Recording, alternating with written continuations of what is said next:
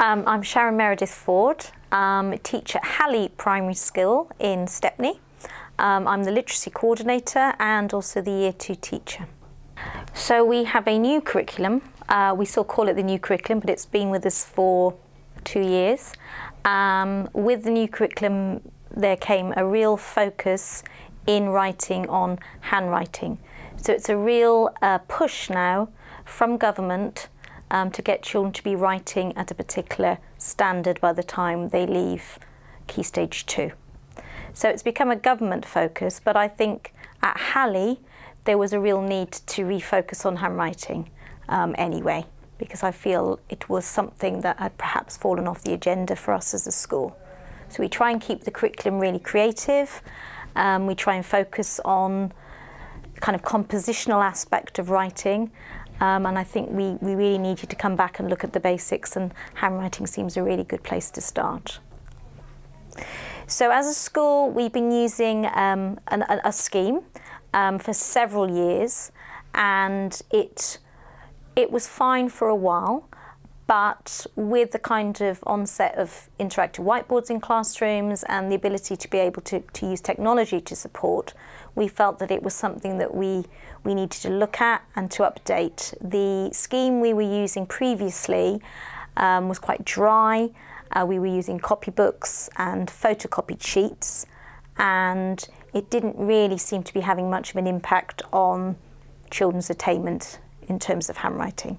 So we started to look around at other schemes, and we came across StartBee. And my head teacher, in fact, was really keen that we should contact you, obviously get yourselves into school, and for you to demonstrate for us, what was possible. And it's so far it's been absolutely great. So we're really pleased with the programme. For a number of reasons, I think it's effective. I think it's very interactive. It's varied, which I think the children like. I mean, I've not used it with older children, but with the younger children in Key Stage 1 in early years, they like the variety. So there's practice, day in, day out, but by adding in the creative stations, which obviously are about developing the fine motor and pencil grip and so on, but by adding that in, it provides a great deal of variety, and the children absolutely love it. It's something they ask to do. They don't necessarily ask to do other subjects or other curriculum areas, but it's a really popular thing that we do at school now. So in the past, we have never really been able to assess children's handwriting.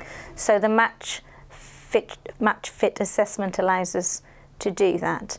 And there's a great deal of pressure in schools now in terms of showing progress. So by having that beginning and end assessment, we can show over time, over quite a short time frame, what progress children have made in one particular area. And I think that's really important. It's important for Ofsted, it's important for our senior leadership team, it's important for the children, and it's important for the parents, for us to be able to say, look what these children were able to do at the beginning of the year, and look what they're able to do now. And also it allows us to strategize, it allows us to be able to say, right, these are the strengths and the weaknesses for that group of children, let's address them term on term, but also at the end of the year we can then put together a strategy for the Year 2 children going into Year 3 and so on. So it's really important. I think by having the data, by having our Senko is also trained in completing the match fit assessments. So I think with her knowledge and with that data, I feel confident that we can move forward with those children and ensure that they meet those kind of Key Stage 2 outcomes. We have to have provisions and interventions in place for children in Key Stage 2. So if our children aren't achieving in a particular area, we have to have a provision or an intervention in place for them to move forward. So we as a school will always give the time to support children to make progress in whatever area they're having difficulty in. So if it is handwriting, then Catherine, our Senko, will look at the assessment, look at what the need is, and then she will get somebody to run that intervention and evaluate it on a termly basis. I'm probably quite old-fashioned. I think we do need to learn to write. I still write on paper, on an easel. I model writing on paper for children because I think that's important. You could possibly ask a younger teacher and they might think it's not as important. I think children are always going to have to handwrite. I think there's always going to be an expectation. As the handwriting ambassador in Halley, I basically meet with the other 2 teachers who are currently running it and making sure that they're finding time for it to happen regularly, consistently in their timetable. I just check in with them to see if they're encountering any difficulties, which they very rarely are.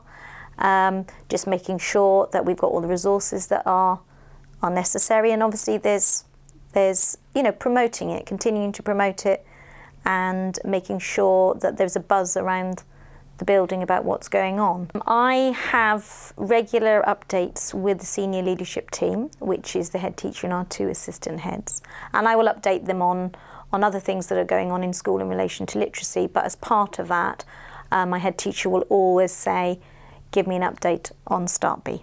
So that's once every month. So I will sit with the 2 assistant heads and the head teacher, and I will just go through and tell her how it's going, what the children's responses are like. Are we seeing impact in terms of the handwriting travelling from the Start B lessons to the children's handwriting in their literacy books? With any initiative in school, you have to have the senior leadership support, absolutely. Our head teacher is incredibly interested in it. She pushed for it in the first instance. She wanted it to work, so she invested the money in the scheme. And you absolutely have to have the backing of your head teacher and your senior leadership team, because they put together, the funds for programs like this, but they put together the CPD, the staff meeting timetables, the phase meetings, so that you've got time to be able to share and talk to other colleagues about how it's going. So the biggest barrier for us in terms of introducing the Start B was not the programme itself, but was the commitment in terms of 3 half-an-hour sessions per week. So our curriculum our timetables are absolutely crammed. So it was about just saying, this is a priority for the school. Our handwriting is not where it needs to be, so we have to make this commitment. So we timetable it so that it absolutely happens. So that was the biggest barrier. But actually now, having started the programme and we've been running it since September, it doesn't feel like a barrier anymore. You go and teach class, it's running smoothly. People are happy to have it running 3 times a week. So it doesn't feel like really there's any negativity around the programme at all. After a year and a term in the programme, the children hopefully will be more fluent writers. So it will allow them, I think, to be more creative. I'm hoping, particularly with the younger children, that it will build up their stamina. So handwriting is less difficult for them, physically, so that they will feel able to write more, and that the ideas will flow more. Whereas at the moment, for some of them, it's quite difficult. Their pencil grip is quite poor, their posture is quite poor. So writing, the physicalness of writing is quite difficult. So I think it will free them up when they are more fluent writers. I think there are a small number of children in my class that I teach now who were finding handwriting difficult.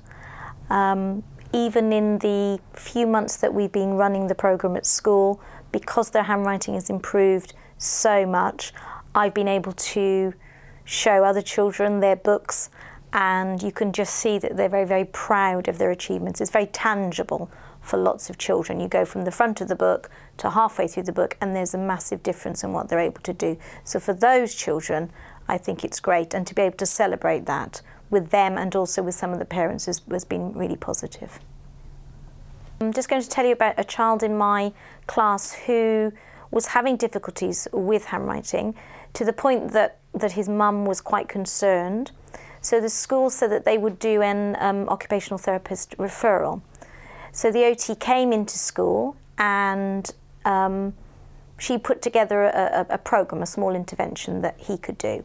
So we explained to her that we were going to be starting the Start B programme, and we felt that as long as he worked through that programme 3 times a week, that would support his needs. So she asked to come along to 2 of the sessions, and after the first session was finished, she said, "That's incredible. I don't need to give you an intervention for this child. The programme absolutely will meet his needs, and if he's doing it 3 times a week, I don't need to give you any additional support." And that was great. And so we were in a position to be able to also say to his mum, the OT has said that we don't need an additional intervention, and I've also been able to show them, the mum, over September, October, November, how his handwriting has progressed. And, you know, it's amazing. It's absolutely amazing to see.